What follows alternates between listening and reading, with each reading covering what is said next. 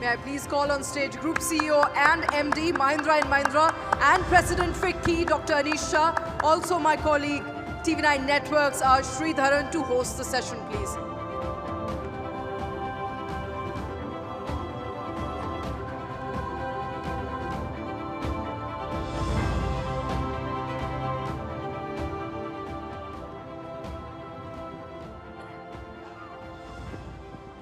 Good afternoon, everyone, and welcome to this session, which we are calling the Consumption Conundrum.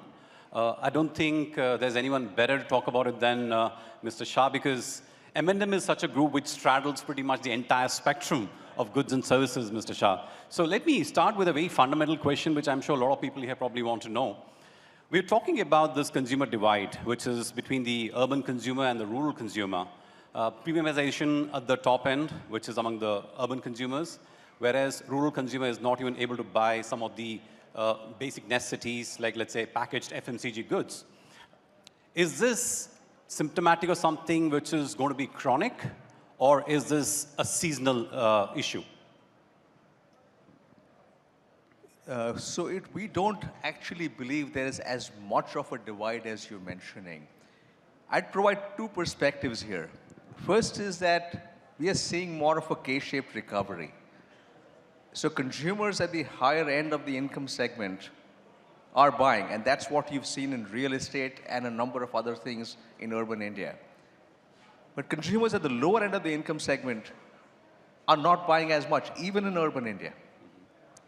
In rural, we've seen very strong demand across SUVs. Tractors has been relatively flat this year, but that comes after a couple of years ago where we had a 27% growth in the industry. So we are not worried at this point about rural demand being lower. We have seen government spend in rural India be very strong post-pandemic, and that enabled rural India to essentially lead the country through the pandemic. And after that, rightly so, that spend has come down to normal levels. And therefore, we are seeing some challenges in a sense of markets being flat or slightly down. But I really don't think that's a problem. That's part of the growth story that we will have. Right. You mentioned COVID. So if you look at the data, it does seem to suggest that the impact of COVID on rural economy has been much more than in the urban centers in terms of employment, income levels, and everything. Was it accentuated or aggravated perhaps by a poor monsoon, a kharif crop? This year it was. We've seen a number of good monsoons over the last few years. And this year it was somewhat weaker, and which is why we are seeing some amount of stress in the short run.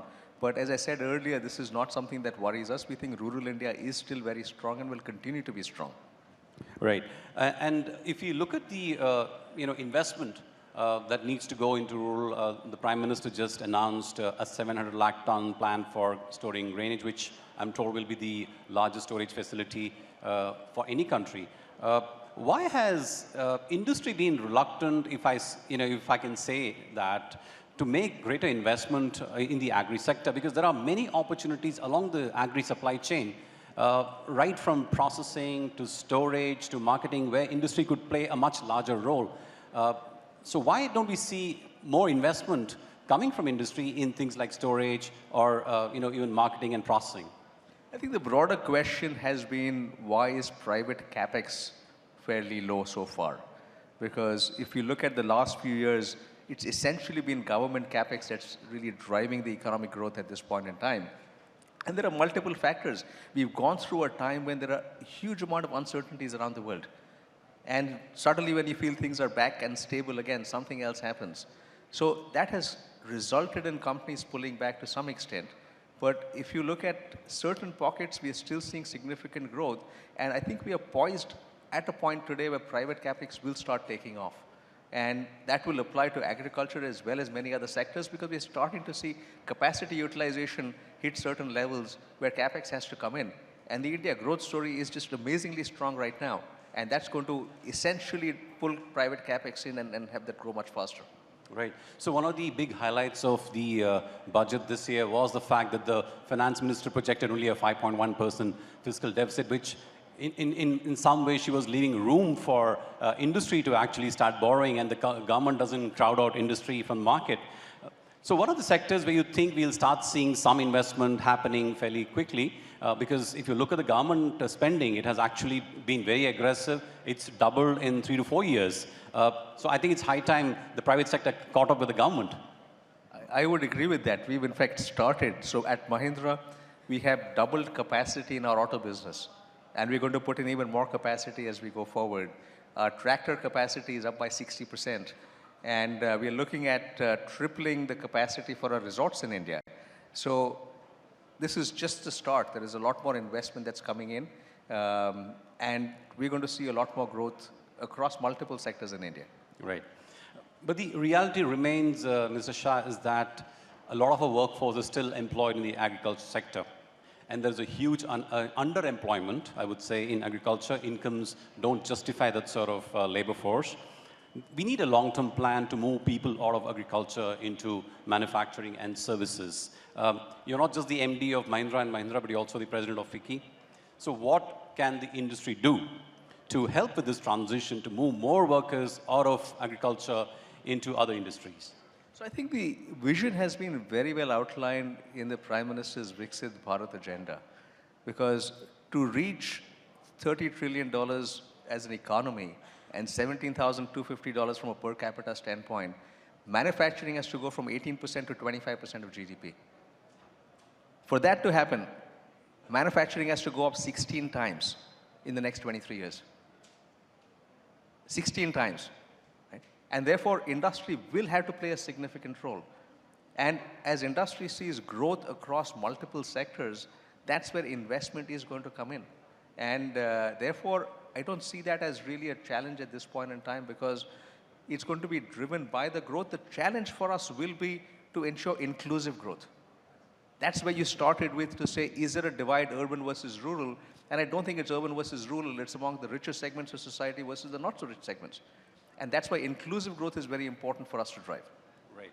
I think you couldn't, have hit the nail on the head better because just 5% of the rich households drive almost 1/3 of the consumption in this country, which is, I think, very unique to India in some sense.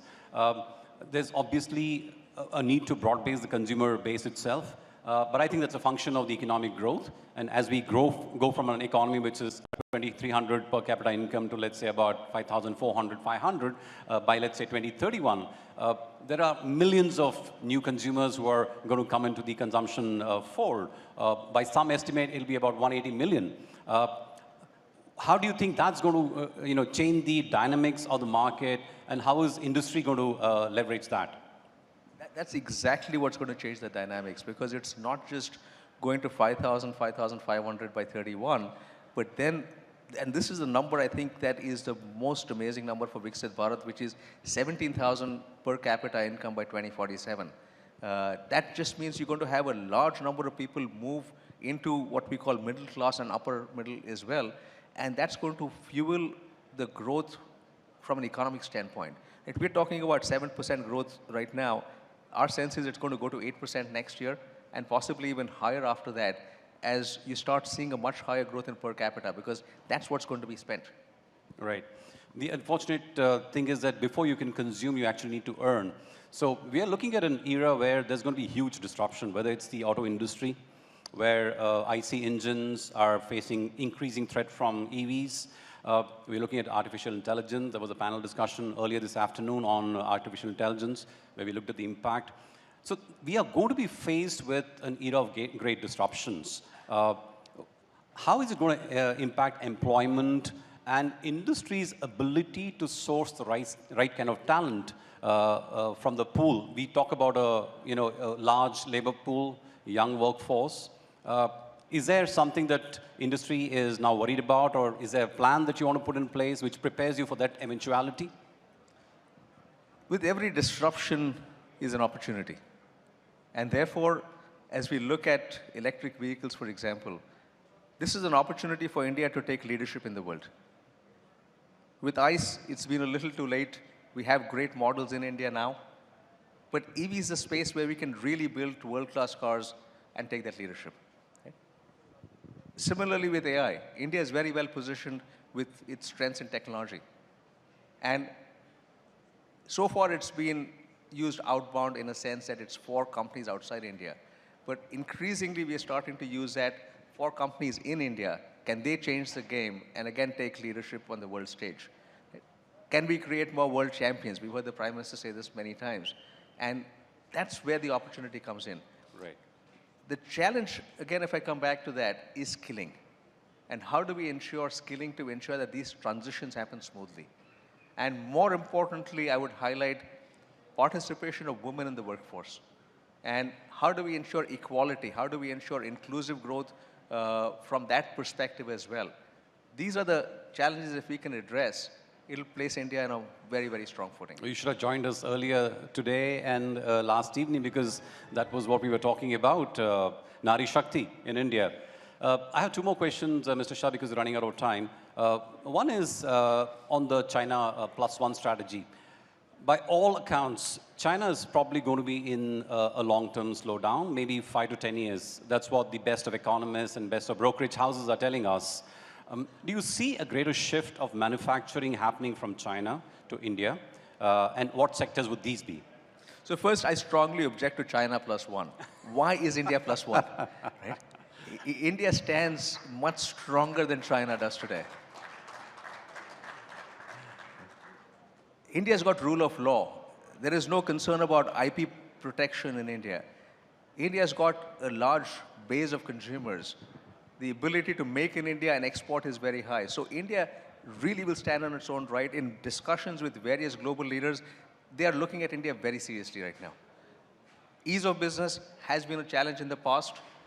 It's largely been addressed. There's still some more to be done on that front. The recent budget providing incentive for states is a great step in that direction because often the center and the states have not been fully coordinated in terms of driving that ease, and hopefully that is moving on forward now. The second aspect is around infrastructure and logistics. And there again, we are seeing huge amounts of infrastructure being put in from roads to ports to airports, logistics hubs.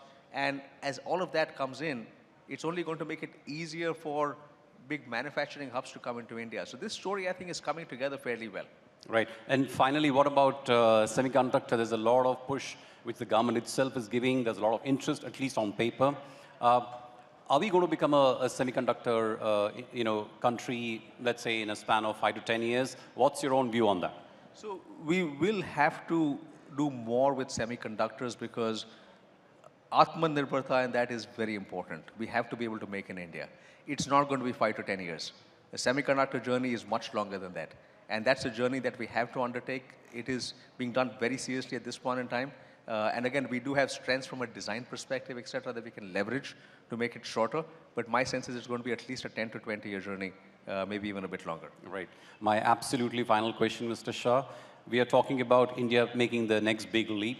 The government has a target of 30 trillion by 2047. How confident are you of India being able to do that?